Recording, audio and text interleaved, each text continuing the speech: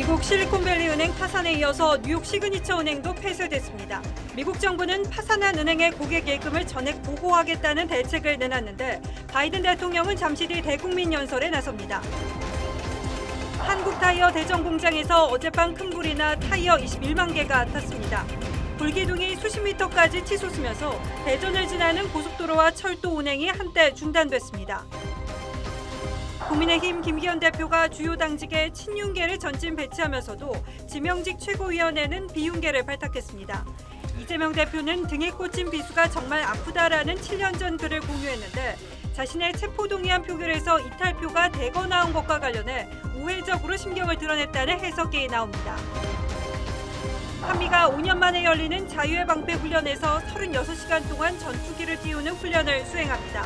북한은 순항미사일 2발을 발사하면서 반발했습니다. 서울 강남 재건축 단지에서 400여 가구 입주가 중단됐습니다. 조합과 유치원의 소송이 발단이 됐습니다. 이르면 다음 주부터 대중교통에서도 마스크를 쓰지 않아도 될 것으로 보입니다. 마스크 의무 착용은 병원만 남게 됐습니다.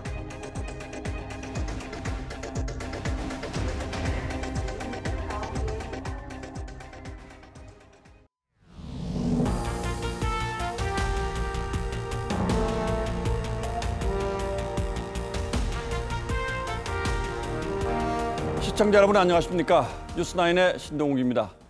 지난 주말 전 세계 가장 큰 관심사는 실리콘밸리발 금융위기가 올 것인가 하는 것이었습니다. 전 세계 IT 산업의 중심지인 미국 실리콘밸리를 중심으로 큰 성장을 해온 한 은행이 불과 이틀도 안 되는 사이에 파산해버린 겁니다. 위기설이 돌기 무섭게 고객들이 스마트폰과 컴퓨터를 열어서 예금을 인출해가는 뱅크런 사태가 벌어졌고 순식간에 수십조 원이 빠져나갔습니다.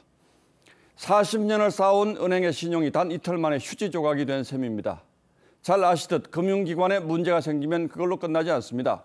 아직 확실치는 않습니다만 지난 2008년 전 세계를 강타한 리먼 사태 같은 금융위기의 전조라는 분석도 있고 그때와는 완전히 다르다는 다소 낙관적인 시각도 있습니다. 미국 정부는 즉각 예금을 전액 보증한다는 강력한 조치를 발표했고 관련해서 오늘 밤 바이든 대통령의 특별 연설도 있습니다. 하지만 불길이 여기서 잡힐지는 여전히 불안한 상황입니다. 오늘 뉴스9는 바다 건너 미국의 금융 먹구름부터 진단해 보겠습니다. 먼저 최원희 기자가 보도합니다. 뉴욕의 가상화폐 전문은행으로 예치금 규모가 117조 원에 달하는 시그니처 은행이 문을 닫았습니다. 실리콘밸리 은행 파산 이틀 만입니다. 실리콘밸리 은행 파산 뒤 주가가 20% 넘게 폭락하고 가상화폐 위기 우려 등으로 뱅크런이 쇄도하자 폐쇄된 겁니다. 사태가 커질 조짐에 미 금융당국은 아시아 금융시장 개장 전 선제 조치에 나섰습니다. 고객들이 두 은행에 맡긴 돈을 한도와 상관없이 전액 보호하겠다고 밝혔습니다. 실리콘밸리 은행 예치금 중 약 95%가 예금 보호 한도인 1인당 25만 달러, 우리 돈 3억 3천만 원을 넘어서는데 내일부터는 한도를 넘는 금액도 인출이 가능하다는 점을 분명히 한 겁니다. 다만 주식이나 채권 보호엔 선을 그었습니다. We want to make sure that the troubles that exist at one bank don't create contagion to others that are sound. 미 연준은 자금 부족에 시달리는 은행에 유동성을 공급할 새 기금도 만들었습니다. 바이든 대통령은 미 정부의 선제 조치가 자신의 지시였다는 점을 분명히 하며 시장 안정화 메시지를 발표했고 이번 사태에 대한 대국민 연설을 통해 다시 한번 예금주 보호에 대한 입장을 밝힙니다. TV조선 최원입니다. 금융시장이 불안해지면 가장 약한 고리부터 끊어지게 마련입니다. 미국 정부가 나서서 예금자 보호 조치를 발표하긴 했지만 불씨는 부동산 담보대출이 많은 중소은행으로 옮겨붙을 기미를 보이고 있습니다. 만약 이런 상황이 오면 연쇄 뱅크런 사태가 발생하고 혼란은 걷잡을 수 없이 커질 수도 있습니다. 앞서 보신 것처럼 요즘 뱅크런은 은행을 직접 찾아가지 않아도 된다는 점 때문에 훨씬 위력적일 수 있습니다. 이어서 송무빈 기자가 보도합니다. 미국 11개 주에 80개 지점을 둔 퍼스트 리퍼블릭 은행. 이른 새벽부터 맡긴 돈을 찾아가려는 사람들로 붐빕니다. People are lining up, trying to get their money out before the bank collapses on them. This is not Silicon Valley Bank I'm talking about. More banks are collapsing. 이 은행은 수년간 주택담보대출 비중을 늘렸는데 고금리 탓에 거대한 부실 덩어리가 될 위험에 처했습니다. 실리콘밸리 은행 파산 충격파에 주식도 이틀간 29%나 곤두박질 쳤습니다.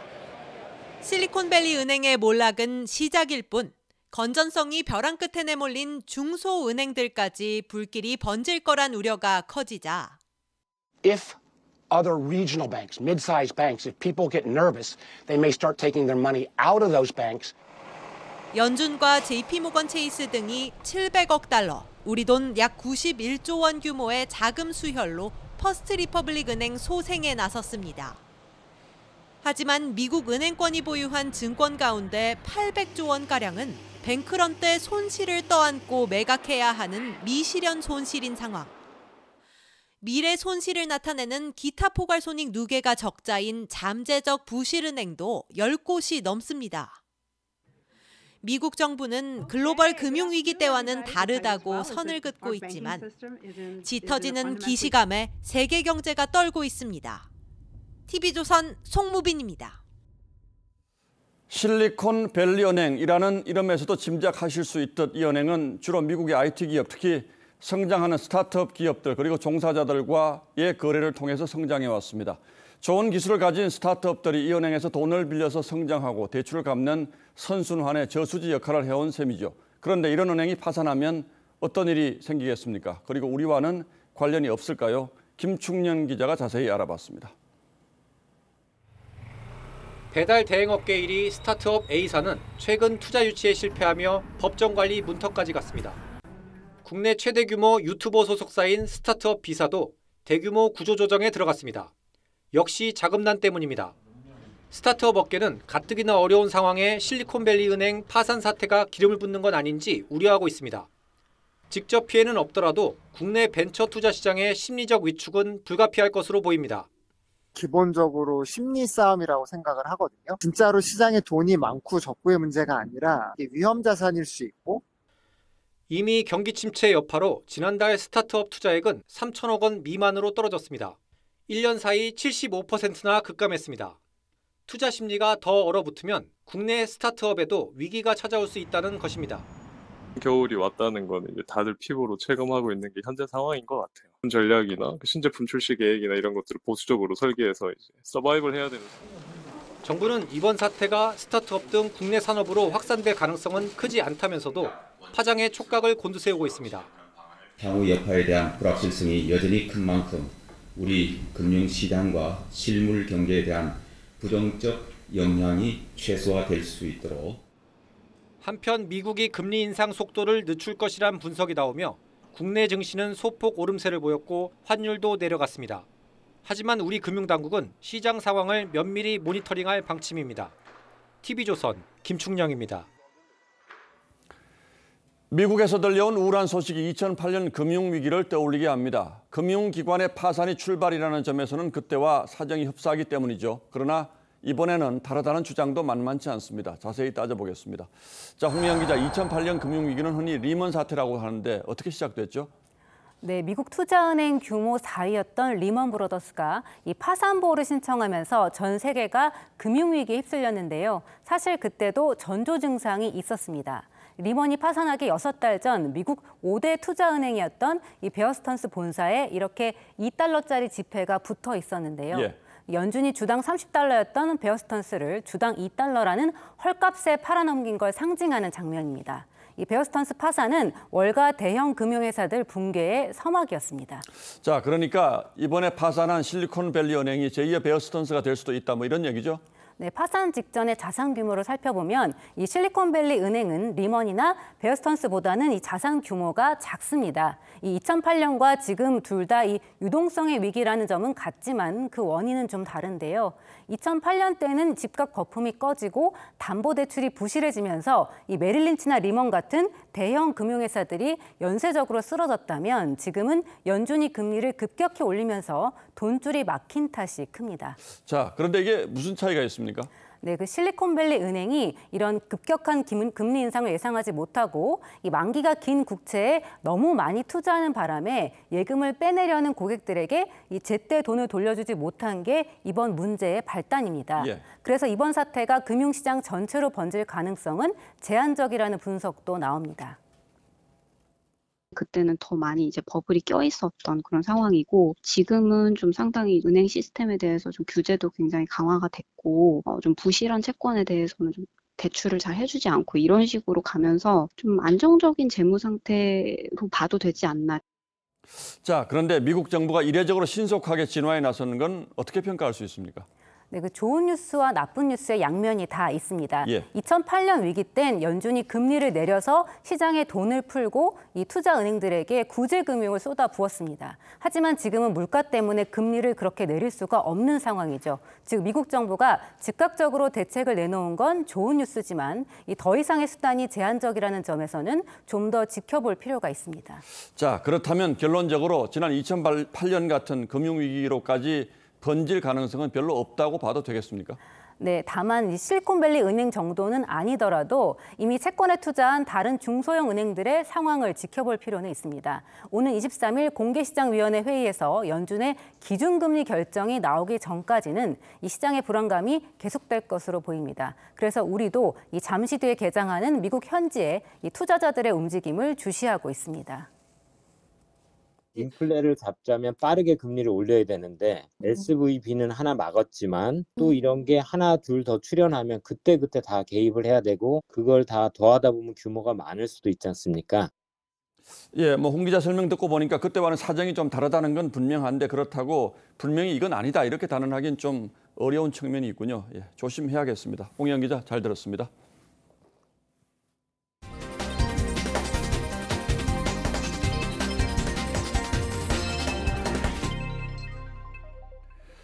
어젯밤 대전의 한국타이어 공장에서 난 불이 13시간이나 타다가 간신히 잡혔습니다. 완성된 타이어와 원료 물질이 잔뜩 쌓인 곳에서 불이 났으니 불길의 기사가 얼마나 컸을지는 짐작하기 어렵지 않습니다. 공장은 완전히 불에 탔고 타이어 생산도 전면 중단됐습니다.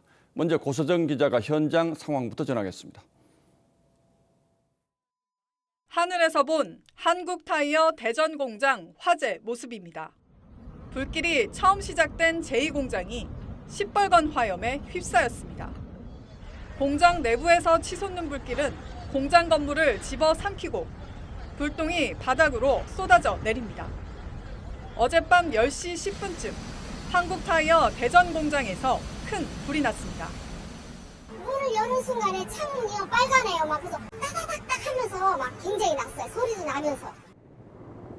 소방당국은 화재 4시간 만에 대응 3단계를 발령하고 밤새 진화에 나섰고 날이 밝으면서 헬기 9대와 울산에 있는 대룡량포 방사장비 2대를 추가 투입했습니다. 불이 난 지 13시간 만인 오전 11시쯤에야 큰 불길을 잡는 데 성공했습니다. 화재가 완전히 거의 진압이 되어 상태이고 잔해물을 제거하면서 소화수를 계속적으로 공급을 해.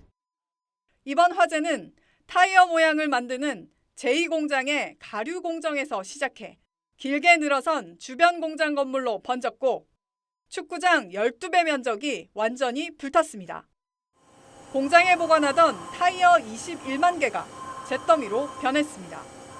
불이 난 한국타이어 대전 공장은 생산을 전면 중단하고 국내외 공장 7곳으로 타이어 생산 물량을 전환했습니다.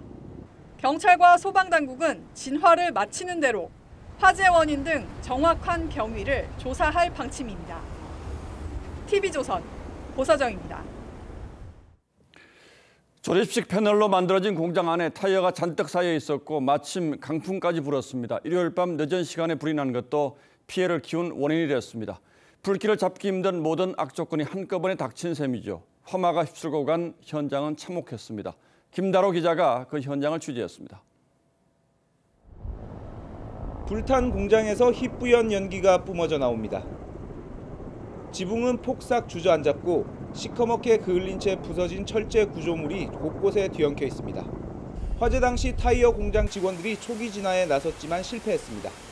알람벨이 울리고 나서 초기 진화를 했는데 초기 진화를 좀 실패하는 바람에 공장 내부에 쌓여 있던 타이어 완제품과 원료는 모두 가연성이라 불을 더 키우고 말았습니다. 화재 당시 순간 최대 초속 9m가 넘는 강풍까지 겹쳐 길이 700m가 넘는 공장 건물 전체가 순식간에 불길에 휩싸였습니다.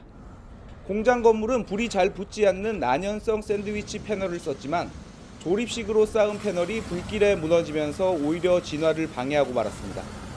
붕괴된 건물 내부에서 화재가 계속적으로 발생하기 때문에 진입하기도 곤란하고 또 공장에 설치한 스프링클러가 작동했지만 타이어 더미에 붙은 불에는 소용이 없었습니다.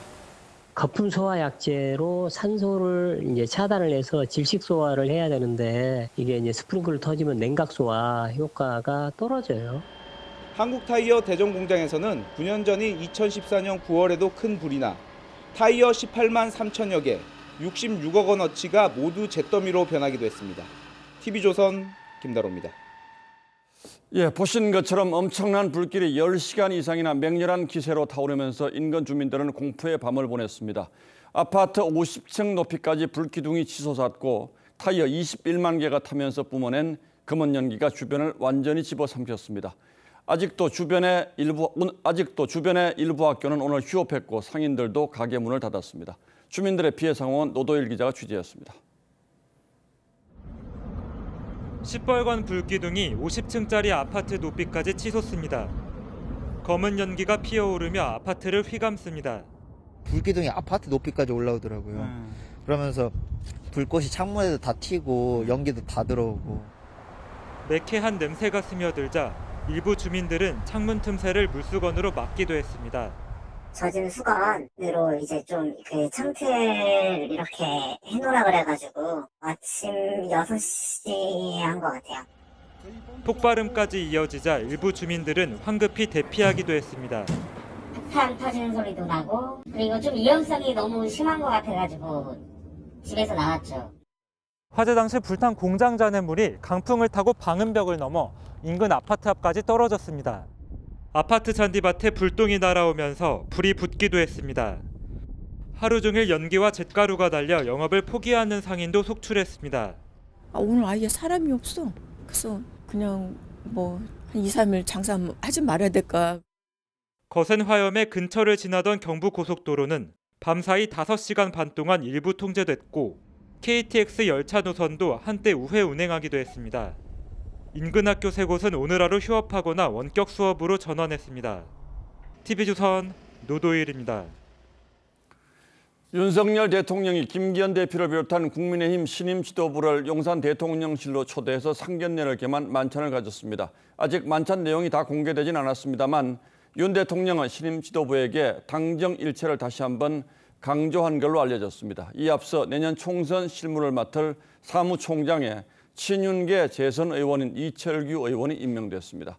오늘 발표된 당직을 보면 친윤계 의원들이 전면에 배치됐고 지명직 최고위원회는 비윤으로 분류되는 초선의 강대식 의원을 지명해 균형을 맞췄습니다. 한성훈 기자가 보도합니다. 윤석열 대통령이 김기현 대표 새 최고위원들과 반갑게 악수를 나눕니다. 아이고. 윤 대통령은 새 지도부의 당선을 축하하며 경선을 치른 노고를 격려했습니다. 이어진 만찬에서 윤 대통령은 화합과 개혁을 당부한 것으로 전해졌습니다. 앞서 김 대표는 내년 총선 공천 실무를 책임질 사무총장에 친윤계 재선인 이철규 의원을 임명했습니다. 이 의원은 윤석열 대선 캠프 종합상황실장과 당선인 총괄 보좌역을 맡은 친윤계 핵심으로 꼽힙니다. 당의 이제 화합, 결속 이런 걸 잘 이루어질 수 있도록 그냥 뒤에서 보이지 않는 역할을 잘 하겠습니다. 전략부총장엔 윤 대통령과 막역한 것으로 알려진 박성민 의원이, 조직부총장엔 윤 대통령 당선인 시절 대변인을 지낸 배현진 의원이 임명됐습니다. 지명직 최고위원은 과거 유승민계로 분류됐던 비윤계 강대식 의원을 임명했습니다. 능력을 가진 분을 중심으로 해서 인선을 하고요. 또 그러면서 대통합의 모양에 맞는 그런 인물을 선정하는 것도 중점을 두고 있습니다. 대변인단은 수석 대변인의 강민국 유상범 의원을, 원외에서 윤희석, 김혜령, 김민수 3명을 대변인으로 발탁했습니다. 김 대표는 당권 경쟁자였던 안철수 의원과 만나 총선 승리를 위한 협력도 재확인했습니다. 김기현 대표 체제가 이제 당선이 되셨으니까 안정화되는 것이 무엇보다도 중요하다. TV조선 한송원입니다. 예, 지난주 전당대회에서 최고위원으로 선출된 국민의힘 김재원 의원이 광주 5.18 정신을 헌법 전문에 담는데 반대한다고 말했습니다. 우파 집회로 유명한 전광훈 목사의 예배에 참석해서 한 말입니다. 그런데 이 발언은 윤석열 대통령의 대선 공약과도 맞지 않는 말이고 표를 얻으려면 조상묘도 파는 게 정치인들 아니냐고 말해서 논란은 더 커졌습니다. 표를 얻기 위해서 거짓말했다는 취지로 들렸기 때문입니다. 김태훈 기자가 보도합니다. 지난 주말 사랑제일교회 전광훈 목사의 예배에 참석한 김재원 최고위원이 5.18 정신을 헌법에 넣는 것에 반대한다고 말했습니다. 찬물을 깬 게 뭐냐면 헌법 정신에 5.18 정신을 헌법에다 넣겠다. 그건 불가능합니다. 불가능해요? 예. 불가능하죠? 예, 불가능합니다. 불가능하죠. 그냥 저도 반대입니다. 5.18 정신을 헌법 전문에 넣겠다는 정치인들의 약속은 선거 전략 차원이라는 취지의 발언도 꺼냈습니다. 표 얻으려면 뭐 조상묘도 판다는 게 정치인들 아닙니까? 당장 야권은 물론 여권 내부에서도 윤 대통령의 대선 공약을 여당 최고위원이 스스로 부정했다는 비판이 나왔습니다. 헌법 가치를 지킨 정신이기 때문에 당연히 저는 헌법 전문에 헌법이 개정될 때 반드시 올라가야 된다고. 윤 대통령은 취임 직후에도 5.18 민주화운동 42주년 기념식장을 찾아 5월 정신을 강조했습니다. 5월 정신은 보편적 가치의 회복이고 자유민주주의 헌법 정신 그 자체입니다. 논란이 커지자 하루 만에 김 최고위원은 개인적인 의견이라고 진화에 나섰지만 호남 출신인 이용호 의원은 5.18 정신은 전 세계가 인정한 민주화 역사라며 조상묘 운운하며 가벼이 평가한 것은 잘못된 것이라고 꼬집었습니다. TV조선 김태현입니다. 정부가 발표한 일제강제징용 배상안을 둘러싼 논란도 가시지 않고 있습니다. 이번 주 윤석열 대통령이 일본을 방문해 기시다 총리와 정상회담을 열 예정인데 민주당은 용납할 수 없는 친일 매국 외교라며 맹렬하게 비난했습니다. 민주당은 단독으로 국회 외통위를 열어서 규탄 결의안을 채택했습니다. 시주만 기자가 보도합니다. 국회 외통위 야당 간사인 이재정 의원이 위원장 이재정이란 명패를 놓고 회의를 시작합니다. 제가 위원장 직무대리로서 주재하게 되었음을 여당 의원들이 16일로 예정된 한일 정상회담에 영향을 줄 수 있다며 회의 연기를 요청했지만 외통위 과반인 민주당이 현안 질의를 강행한 겁니다. 경술 국치 이후의 최악의 국가적 치욕이자 굴욕 외교다. 조공 외교 같다. 이렇게까지 정말 치욕적인 모습이라고. 강제동원 피해자 양금덕 할머니도 참석해 정부 중재안을 받을 수 없다고 했고 민주당은 규탄 결의안을 단독으로 채택했습니다. 같은 시간 열린 행안위에서는 윤 대통령이 나라를 팔아먹었다는 야당 의원의 거친 표현까지 나왔습니다. 대한민국 1호 영업사원을 하겠다 이렇게 자처를 했는데 제일 먼저 팔아먹은 게 대한민국이냐. 문재인 정부 5년 동안 우리 한일 관계를 어떻게 했느냐라고 하면 거의 방치를 해둔 수준이라고. 지난 토요일 장외 집회에 나갔던 이재명 대표는 오늘도 친일 공세를 이어갔고 구류개교 대책위도 출범시켰습니다. 정부의 치욕적인 항복선언에 일본은 득이양양입니다. 강제동원 사죄 없는 정부 해법학 규탄한다! 규탄한다! 규탄한다! 여당은 이 대표의 부정부패를 덮기 위해 민주당이 죽창가만 부른다고 맞받았습니다. 이재명 대표의 연이은 측근 사망과 관련된 세간의 차가운 눈초리를 모면하고 다른 것으로 관심을 돌리려는 TV조선 신유만입니다.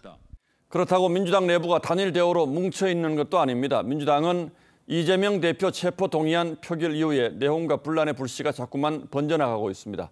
핵심은 이재명 대표 체제로 내년 총선을 치를 수 있느냐는 것이겠죠. 이 대표는 7년 전 문재인 대통령과의 대선 후보 경선에서 친문 진영의 공격을 거세게 받을 때 SNS에 올렸던 글을 다시 소환했습니다. 어떤 내용인지 어떤 뜻을 품고 있는지 정민진 기자가 전하겠습니다. 어제 이재명 대표가 민주당 의원 169명이 있는 텔레그램 대화방에 올린 글입니다. 표결 결과는 당 운영에 대한 우려와 경계를 표현하신 것으로 생각한다고 썼습니다. 그러면서 2016년 12월 자신의 SNS에 올렸던 아프다, 많이 아프다라는 제목의 글을 첨부했는데 내용과 의미를 두고 해석이 분분합니다. 이 글에는 처음 겪어보는 등 뒤에 내리꽂히는 비수라며 언제나 위기를 기회로 만들었다고 적혀 있습니다. 당시 제19대 대통령 선거 민주당 경선에서 이 대표는 친문 지지자들로부터 거센 공격을 받았습니다. 이를 두고 등 뒤, 비수라는 표현은 이탈표에 대한 원망, 기회로 만들겠다는 말은 당대표직을 지키겠다는 의지라는 해석이 나옵니다. 이 대표는 오늘도 자신의 전 비서실장 사망과 관련한 책임론에 답을 회피했습니다. 책임론 요구하는 거는 좀 좋겠거든요. 그래요? 이에 대해 비명계 중진 의원은 이 대표 강성 지지자들 때문에 당이 혼란을 겪는 이때 문 대통령 지지자들에게 비난받았던 일만 언급하면서 사태 파악을 못하고 있다고 지적했고, 이원욱 의원도 이 대표 스스로 총선 승리를 위한 길을 결단할 시기가 다가오고 있다며 이 대표 사퇴를 재차 촉구했습니다. TV조선 정민진입니다. 한미가 5년 만에 부활한 대규모 연합연습 자유의 방패 훈련에 돌입했습니다. 오늘부터 역대 최장기간인 11일 동안 진행되는데요. 야외 실기동 훈련을 비롯해서 이 20여 개의 연합훈련도 동시에 실시됩니다. 주의 깊게 볼 부분은 내일부터 한반도 상공에서 펼쳐지는 전투기 훈련인데요. 총 36시간 동안 끊김없이 출격을 이어간다고 합니다. 어떤 방식으로 전개되는지 구민성 기자가 설명드리겠습니다. 함정의 어머 속에 장갑차가 연막탄을 뿌리며 해변에 상륙합니다. 한미 보병들은 장갑차에서 내려 해변을 점령합니다. 문재인 정부 때인 지난 2018년 중단됐다가 5년 만에 부활된 한미 연합연습 자유의 방패가 오늘 시작됐습니다. 컴퓨터 시뮬레이션 위주로 실시되는 자유의 방패와 함께 병력 10,000명 이상이 참가하는 야외 실기동 훈련 20여 개도 11일간 이어집니다. 합동참모본부는 북한의 도발이 있더라도 훈련을 정상 진행할 예정이라고 했습니다. 공군은 내일부터 전투기들이 36시간 동안 지속적으로 공중작전을 펼치는 출격 훈련을 실시합니다. 공군은 23년도 자유의 방패 연습과 연계하여 오늘부터 23일까지 각급 부대별로 결전 태세 확립을 위한 야외 기동 훈련을 실시합니다. F-15K와 KF-16, F-35까지 우리 공군의 주력 전투기들이 편대를 이뤄 작전을 마치고 복귀하면 지상에서 대기하던 다른 전투기 편대가 곧바로 이륙하는 방식으로 만 하루 반나절 동안 작전을 이어가게 됩니다. 한순간도 대한민국 영공을 비우지 않겠다는 의미라고 공군은 설명했습니다. TV조선 구민성입니다. 예고됐던 한미 연합훈련입니다만 북한은 반발하면서 도발 수위를 높였습니다. 어제 잠수함 순항미사일 2발을 동해상으로 발사했는데 북한이 수중 잠수함에서 핵 탑재가 가능한 순항미사일을 발사한 건 처음입니다. 앞으로 북한 반발이 더 거세질 거란 전망이 우세합니다. 이어서 이채영 기자입니다. 미사일이 흰 연기를 내뿜으며 바다 위로 솟구칩니다. 북한은 어제 새벽 잠수함 824 영웅함에서 동해상으로 전략순항미사일 2발을 발사했다고 공개했습니다. 1,500km 계선의 거리를 모의한 발사형 비행 궤도를 7,563초 내지 7,575초간 비행하여 잠수함에서 순항미사일을 발사한 건 이번이 처음인데 전략이라는 이름을 붙여 핵 탑재가 가능하다는 점을 강조했습니다. 다양한 공간에서의 핵전쟁 억제 수단들의 경상적 가동 태세가 입증됐습니다. 북한의 주장대로라면 남한 전역은 물론이고 오키나와 주일미군 기지까지 핵 타격권에 들어가지만 우리 군은 북한이 미사일 성능을 과장했을 가능성에 무게를 두고 있습니다. 이번 순항미사일이 신형이 아닌 기존 육지에서 시험한 것과 같은 모델로 보이고 수직 발사가 아니었다는 점에서 발사관도 기존의 어뢰 발사관을 활용한 것으로 판단하고 있습니다. 어뢰관을 활용한 발사를 볼 수 있으며 어뢰관에서 발사하기 위해서는 직경이 작아야 되는데 초소형, 초경량화된 핵탄두를 북한은 아직 개발하지 못했습니다. 군은 어제 미사일 발사 사실을 포착하고도 하루 늦게 발표했는데 한미 정찰 자산의 감시 정찰 능력 보호를 위한 것이라고 설명했습니다. TV조선 이채연입니다. 유동규 전 본부장은 이재명 대표 측이 자신이 가진 정보를 파악하기 위해서 이 선임이 안 된 변호사들을 자신에 붙였다고 법정에서 진술했죠. 이들은 유 전 본부장이 심경 변화를 일으켜서 입을 열던 시기 이 담당 검사에게 전화해서 유 전 본부장 접견을 시도했는데 검사에게 출신 대학 동문임을 부각하면서 협조를 요청한 것으로 파악됐습니다. 조성호 기자의 단독 보도입니다. 유동규 전 본부장이 이른바 가짜 변호사로 지목한 인물은 2명. 이재명 대표가 경기도지사 시절 고문 변호사로 활동한 A씨와 문재인 정부 청와대 행정관을 지낸 B씨입니다. 유 전 본부장은 구속 초기 이 대표 측에서 보냈다는 2 변호사의 도움을 받았습니다. 하지만 이들이 변론보다 자신이 아는 대장동 정보를 캐묻는다는 느낌이 들어 조력을 거부했습니다. 이 대표 측의 배신감을 느껴 이후 경선 자금 등 입을 열기 시작했는데 지난해 10월 18일 2 변호사가 연겁 후 담당 검사에게 연락을 했습니다. A씨는 유씨 아내가 남편 근황을 궁금해한다며 접견을 요청했습니다. A씨는 유씨 증거인멸 공범인 아내의 변호를 맡다 사임한 상태였습니다. 뒤이어 B씨가 검사에게 전화해 Y대 나오셨죠? 동문회에서 보겠다며 접견 등 협조를 요청했습니다. B씨는 검사의 대학 선배였습니다. 하지만 유씨 거부로 접견은 모두 불발됐습니다. 검찰은 이런 시도를 이 대표 측이 유 전 본부장을 회유하려 한 정황으로 보고 관련 내용을 재판부에 제출했습니다. TV조선 조성호입니다. 지난주에 추가 분담금 문제로 입주가 중단된 아파트 단지를 보도해드렸는데요. 이번에는 서울 강남 재건축 단지에서 입주가 중단되는 일이 벌어졌습니다. 자그마치 400여 가구가 입주를 앞두고 날벼락을 맞았습니다. 재건축 조합과 이 단지 내 유치원 간 소송이 발단이 됐는데요. 해법은 없는지 정수양 기자가 취재했습니다. 3,000세대가 넘는 서울의 한 신축 아파트. 지난달 말부터 입주가 시작돼 한창 북적여야 할 입주지원센터의 문이 굳게 닫혀 있습니다. 오늘부터 2주간 입주가 중단됐기 때문입니다.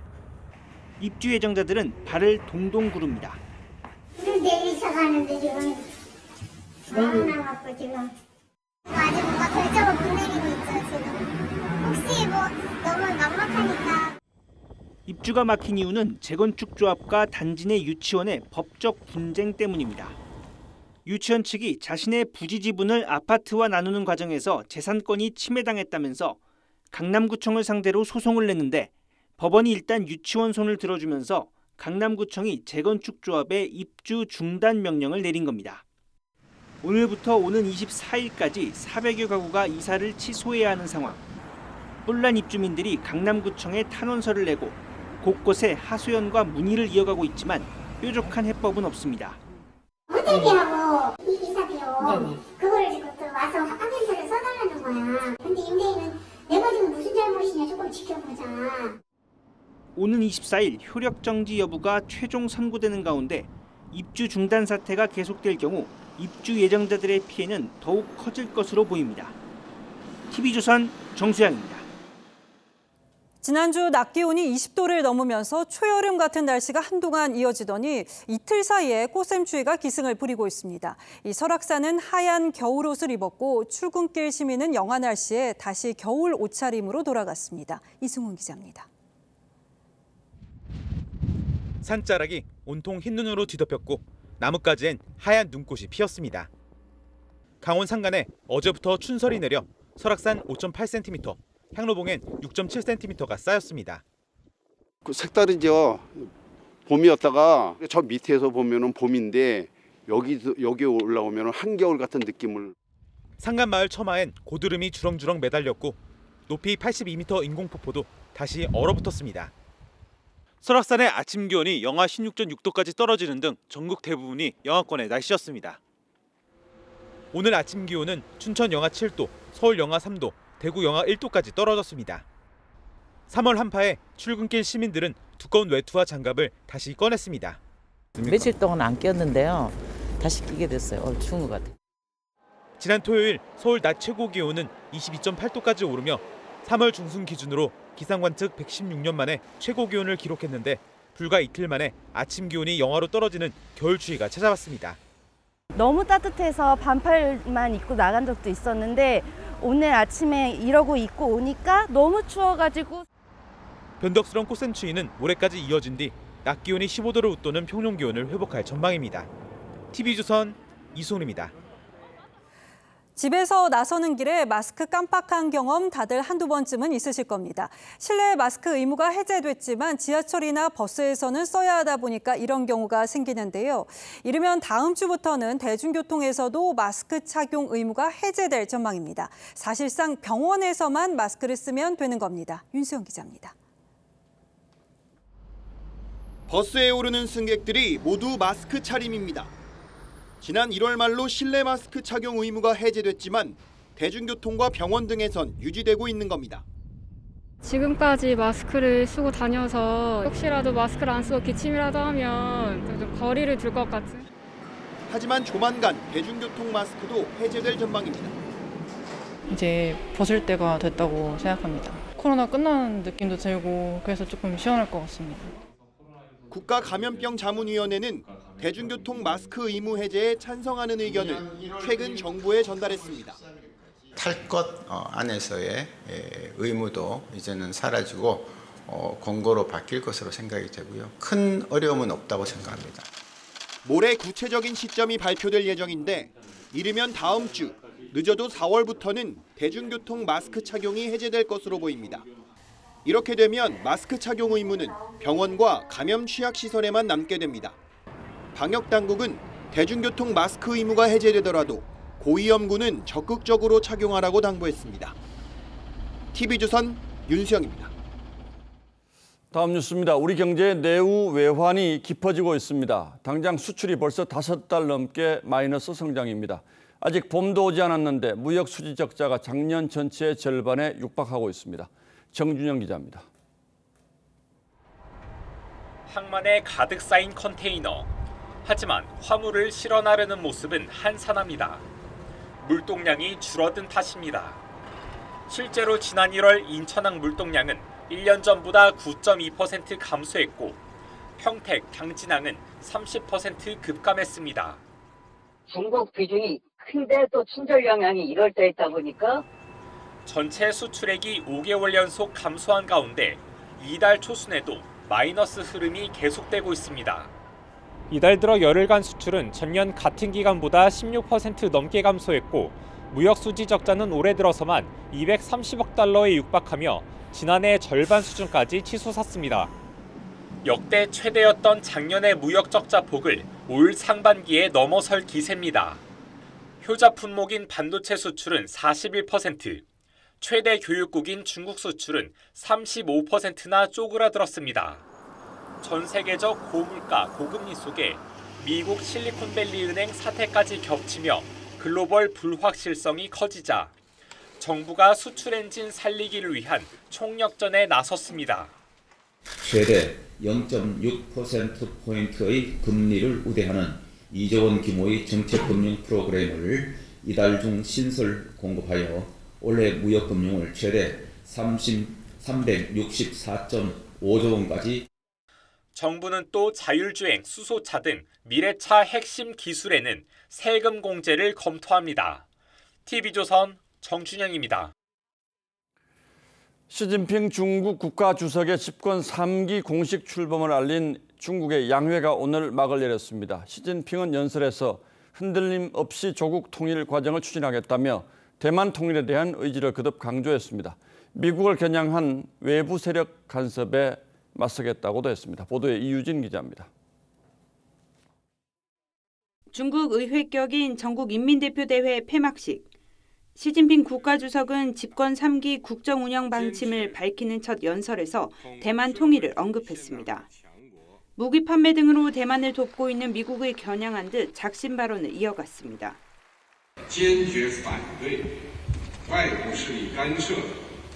和台独分裂活动。 홍콩 마카오가 하나의 국가, 두 개의 시스템인 일국양제를 확실하게 이행해야 한다고 밝혀 이들에 대한 관리와 단속이 계속될 것임을 시사했습니다. 과학기술 자립 능력을 주문한 건 미국과의 기술 패권 갈등을 의식한 것으로 풀이됩니다. 리창 신임 총리는 첫 기자회견에서 개혁 개방을 내세웠습니다. 경제 회복이 시급한 중국 상황을 고려해 유화적인 메시지도 나왔습니다. 中美可以合作，应该合作，中美合作大有可为。 이번 양회 기간 정부 요직에 시진핑의 최측근들이 선출되면서 시 주석은 사실상 1인 체제를 공고화했습니다. 시진핑 3기는 공산당의 권한이 강해지고 정부의 역할이 약해지는 당강 정약 체제가 유력해 보입니다. TV조선 이유진입니다. 해외 물건을 온라인으로 직접 구매하는 이른바 해외 직구 해보신 분들 많을 겁니다. 이 해외 직구가 편리한 점도 많지만 배송이 느리고 반품이나 교환이 어렵다는 게 문제죠. 중국에서는 해외 직구를 해도 주문 뒤 사흘 안에 물건을 받을 수 있다고 해서 유통 시스템을 살펴봤습니다. 윤재민 기자가 중국 현지에 다녀왔습니다. 중국 산둥반도 동쪽 끝 웨이하이시의 보세구역 안. 창고 선반마다 상품이 쌓여 있고 직원들이 포장한 상품을 화물차에 옮겨 싣습니다. 해외 상품을 미리 보관하다가 결제가 되면 바로 배송하는 보세 직구 창고인데 2, 3일이면 소비자가 물건을 받을 수 있습니다. 한국 화장품 등을 찾는 중국 직구족들이 이런 방식을 이용합니다. 从美国购买大概需要2到3个月的时间，从威海综合保时区购买的话，大概需要3到5天的时间，并且价格非常便宜。 반품도 쉽습니다. 물류창고 안엔 이렇게 반품된 상품들이 쌓여 있습니다. 소비자가 직접 해외로 보낼 필요가 없어 시간과 비용을 크게 아낄 수 있습니다. 하지만 한국에선 반품을 하려면 소비자가 직접 통관을 받아 다시 해외로 보내야 합니다. 지난 3년간 해외 직구 관련 국내 소비자 불만은 3,400여 건에 달하는데 가격 불만이 가장 많았고 취소나 환불 지연도 4건 중 1건입니다. 국내에서도 보세 직구 방식을 도입하자는 목소리가 나오는 이유입니다. 복합 물류 보세 창고를 통해서 수입한다면은 소형 물품 수입의 면세 효과 등 해외 직구 활성화에도 긍정적인 효과가 있다고 생각합니다. 관세청은 국내 보세 직구 도입에 대한 연구 용역에 착수했습니다. TV조선 윤재민입니다. 코로나로 끊겼던 크루즈 백길이 3년여 만에 다시 열렸습니다. 지역 상권도 오랜만에 찾아온 외국인 단체 관광객에 대한 기대감에 들떴는데요. 올해만 크루즈 160여 척이 한국을 찾을 전망입니다. 이유경 기자입니다. 독일 국적의 29,000톤급 국제 크루즈선. 여행객과 승무원 800여 명을 태운 아마데아호가 속초항에 들어옵니다. 여행객을 태운 크루즈선이 국내에 입항하는 건 2020년 2월 이후 3년여 만. 첫 발을 내딘 독일인 부부는 20년 전과 달라진 한국의 모습이 인상적입니다. And when we come in with the boat, it's really great watch development, all we have seen. Really thankful that we have the chance to see all the other part of your countries, the great national parks and so on. 153일간 전 세계를 일주하는 이 크루즈선의 승객들은 1박 2일 동안 이곳 속초에서 머물며 지역 관광지를 둘러볼 예정입니다. 설악산과 대포항 수산시장 등의 외국인 크루즈 단체 관광객들이 몰려들자 움츠렸던 속초 지역상권도 활력을 되찾았습니다. 기대가 많이 되죠. 예, 그동안 코로나 때문에 영업도 안 되고 매출도 많이 이제 줄었었는데 외국 관광객들 오시면 그래도 많이 지역 경제에 많이 도움이 될 것 같습니다. 이번 속초 아마데아호를 시작으로 올해만 160여 차례 크루즈선이 한국에 들어올 예정입니다. 플라이앤 크루즈라 해가지고 특히 이제 우리 속초 같은 경우에 양양공항이 있기 때문에 우리가 승객을 공항으로 가서 공항에서 다시 크루즈 타는 그런 부분도 집중적으로 육성하고요. 정부는 이번 기회에 크루즈 산업을 육성해 2027년까지 관광객 50만 명을 유치할 계획입니다. TV조선 이유경입니다. WBC 4강 진출을 목표로 야심차게 닻을 올린 이강철호가 이 목표를 이루지 못하고 귀국길에 오르게 됐습니다. 우리 대표팀 지금 중국과의 마지막 경기를 치르고 있는데요. 일본 도쿄돔 연결합니다. 자, 송민혁 기자, 우리 대표팀 4강이 목표였는데 8강의 문턱에서 실패했군요. 네, 그렇습니다. 우리 대표팀은 앞서 호주와 일본전에 졸전 끝에 지면서 8강 진출에 먹구름이 꼈었는데요. 오늘 다른 팀의 경기 결과를 지켜봐야 하는 입장이었는데 호주가 체코를 꺾으면서 탈락이 확정됐습니다. 호주가 3승 1패로 4승에 일본에 이어 조 2위로 2라운드에 진출하게 됐습니다. 이로써 한국은 최근 3번 연속으로 WBC를 1라운드에서 마감했습니다. 이강철 감독은 오늘 경기 전 마음이 좋지는 않지만 마지막 경기 최선을 다해 이기겠다고 각오를 밝혔는데요. 선발 라인업에도 대거 변화를 줬습니다. 에드먼을 선발에서 빼고 양의지 대신 이지영을 포수로 올렸습니다. 마운드엔 호주전과 일본전에 나섰던 원태인을 내세웠습니다. 5회가 진행 중인 현재 22대2로 대표팀이 크게 앞서 있습니다. 한국이 오늘 경기에 이겨 2승 2패를 기록하면 조 3위를 차지하게 됩니다. 선수단은 내일 오후 5시쯤 인천공항으로 조기 귀국합니다. 대표팀에서 복귀한 선수들은 곧바로 소속팀으로 돌아가 오늘부터 시작된 프로야구 시범 경기를 치릅니다. 메이저리거인 김하성과 에드먼은 이곳 도쿄에서 바로 미국으로 건너가 시즌을 준비합니다. 도쿄에서 TV조선 성민혁입니다.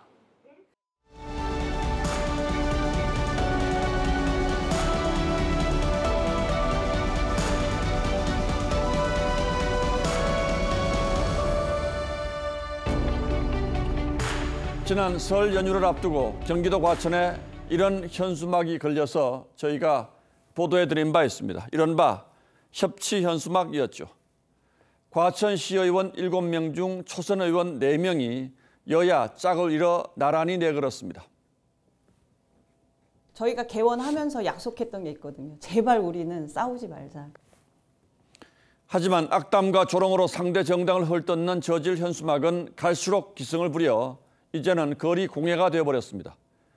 시민들의 민원이 쏟아지고 지역 현수막 업자들이 제작을 거부하기까지 했답니다.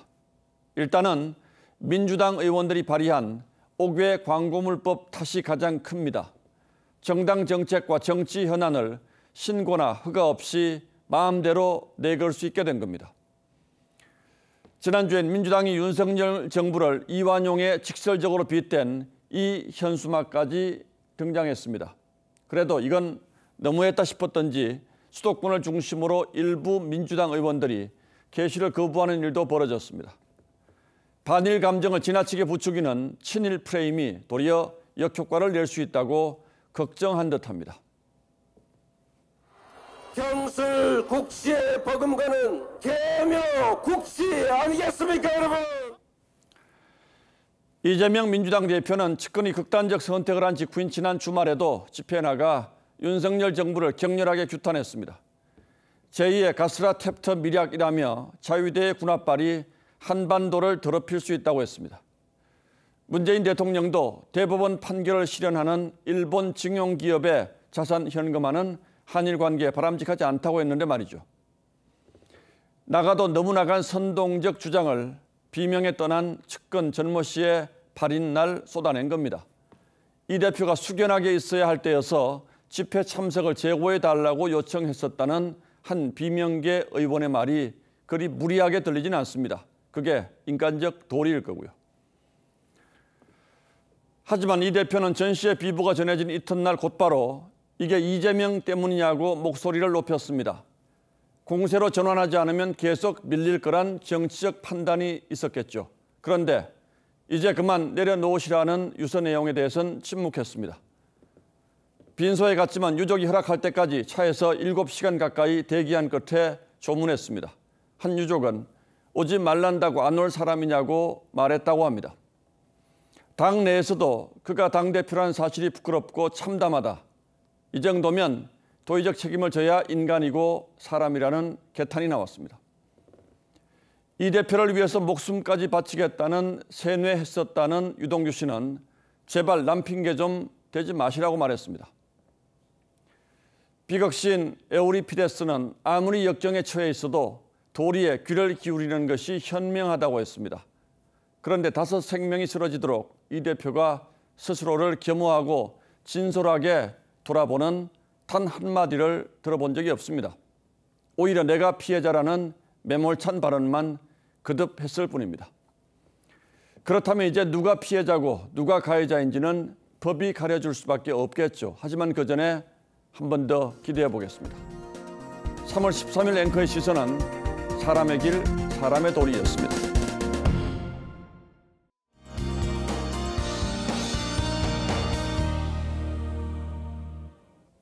오늘 꽃샘추위가 매서웠습니다. 그래도 반짝 추위였고요.